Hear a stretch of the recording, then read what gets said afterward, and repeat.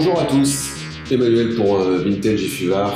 Alors je voulais vous faire aujourd'hui pour le coup une vidéo sur un produit réellement vintage, parce que la dernière vidéo c'était la présentation et la review surtout des clips RP600M2 que je venais de recevoir et parce que bon, j'avais envie après 15 ans de vintage de voir un peu ce que ça donnait des matériels récents, quoi, modernes un peu. Et là, je vais vous présenter mon ampli favori jusqu'à aujourd'hui.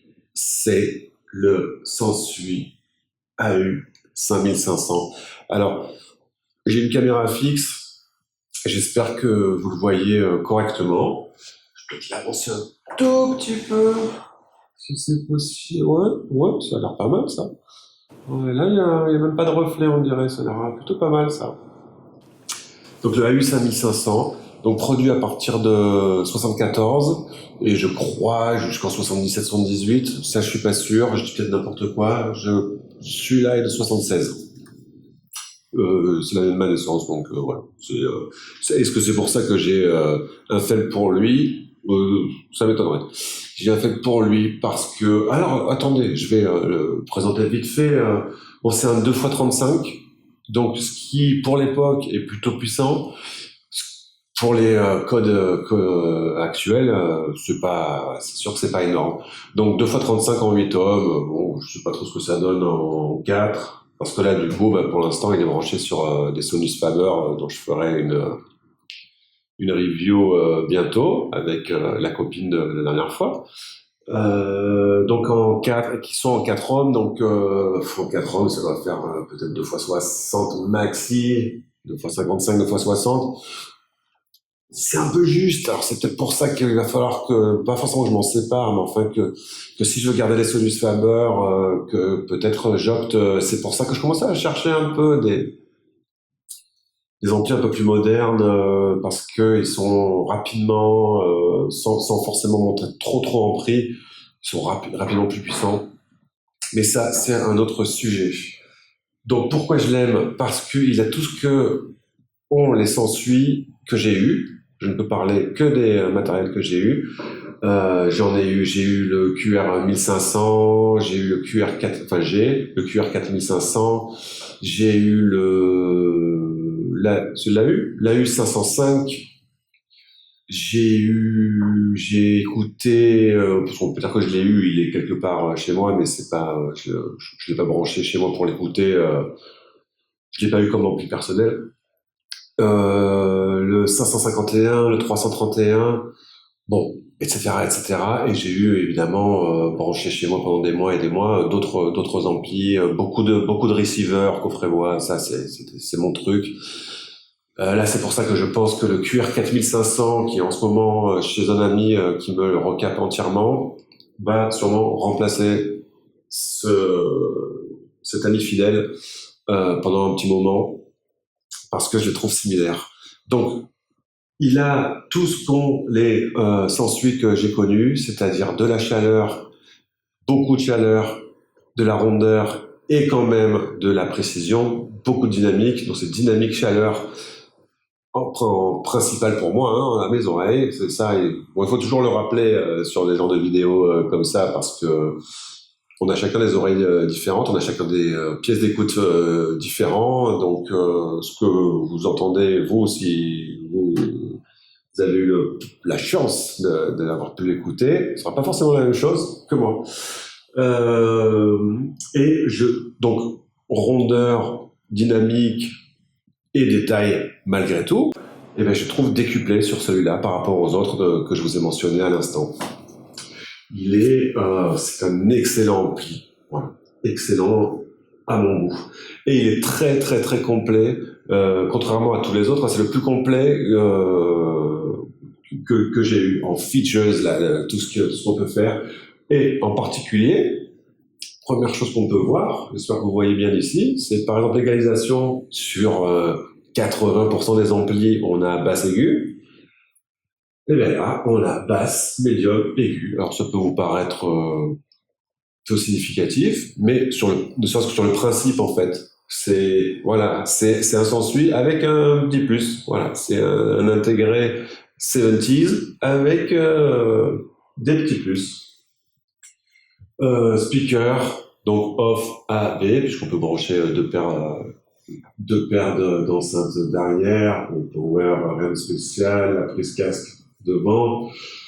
Un truc sympa aussi, qui est assez rare, c'est le bouton pour shunter, couper, ouais, shunter l'égalisation. Alors, vous me direz à quoi ça sert de shunter l'égalisation et pas juste laisser l'égalisation à zéro. Alors, l'avantage de ça, c'est pour ça qu'il existe, sinon il n'existerait pas, c'est que du coup, le signal ne passe plus par l'étage d'égalisation. Le signal passe directement. Donc, le signal a un chemin plus court. Si on n'utilise pas l'égalisation, boum, on met 10 feet et le signal est plus clair, plus direct. Filtre haut, filtre bas. Filtre bas, d'ailleurs, filtre haut. Très très bon, filtre bas, très très bon, filtre haut. En tout cas, moi, dans mon utilisation, je m'en suis jamais servi. Les rares fois où j'ai essayé d'en servir, quand il y avait des enregistrements un peu acres, on va dire, apro-acres, comme diraient certains, je préfère baisser les aigus. Je trouve que le filtre haut ne fonctionne pas pour moi. Filtre bas, il marche très très bien pour couper vraiment les fréquences les plus graves qui, moi, m'embêtent. Moi, m'ennuie à l'oreille et souvent, pas dans tous les enregistrements, hein, dans certains enregistrements m'embêtent et j'imagine embête beaucoup mes voisins, d'autant plus que sur les enceintes que j'ai là, les vents graves, il est dessous. Donc c'est très bien pour moi, hein, c'est une bonne diffusion des graves et tout, c'est super, mais pour les voisins du dessous, c'est peut-être pas terrible. Donc enlever vraiment les grosses basses, voilà, les fréquences les plus graves qui, moi, m'embêtent un peu à l'oreille et puis dérangent de façon non nécessaire mes voisins. Hop, je mets le filtre bas et c'est super. Donc là, on a tout ce qu'il y a pour la lecture et l'enregistrement de cassettes. Sélecteur. Donc vous voyez les boutons, hein, c'est génial, écoutez.